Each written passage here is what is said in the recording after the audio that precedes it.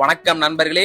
100 நாள் கால்பந்து பயிற்சியில இன்னைக்கு நாள் 49. பேக் டு வழக்கமான ஷெட்யூலுக்குள்ள திரும்பிட்டேன். இன்னைக்கு காலையில 4:30 எந்திரிச்சிட்டேன் நண்பர்களே. ஒரு சொம்பு தண்ணியை குடிச்சிட்டு லைட்டா புரோட்டீனை மட்டும் இறக்கிட்டு அப்படியே எங்க அம்மாட்ட சொல்லி வாட்டர் பாட்டில தண்ணியை குடிச்சிட்டு நம்ம ராஜன் வர வரையும் கொஞ்ச நேரம் வெயிட் பண்ணிட்டு இருந்தேன். கரெக்டா ராஜன் வந்தோன்னா நம்ம பாய்ஸ் எல்லாம் சேர்ந்து 5 மணிக்கு ஜிம்ல கரெக்டா அட்டி விட்டோம். ரொம்ப நாள் கழிச்சு திரும்பி வரனா சோ கால் பயிற்சி பண்ணா நல்லா இருக்கும்னு தோணுச்சு.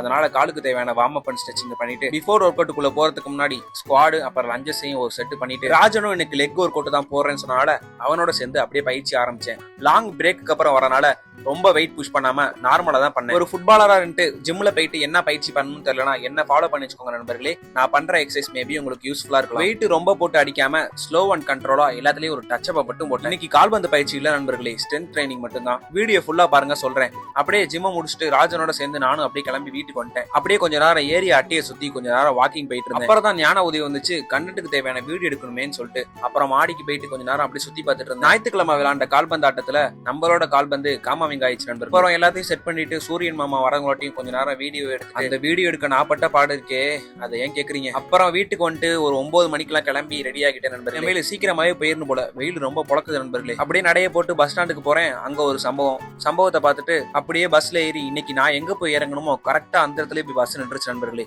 நம்மளுக்கு வேலை மிச்சம். அப்புறம் மாலை வேலை போலயா நம்ம பெரிய தலைங்க கூட போயிட்டு ஒரு ஜூஸை குடிச்சிட்டு வேலை இருந்தனால கொஞ்சம் சீக்கிரமாவே கிளம்பிட்டேன். ஆனா இன்னைக்கு அந்த வேலையை முடிக்க முடியாம போயிருச்சு. அவ்வளவுதான் நண்பர்களே, இத்துடன் என்னோட நாள் சிறப்பாக முடிகிறது. விட்டாருங்க நண்பர்களே, நாளைக்கு பார்க்கலாம்.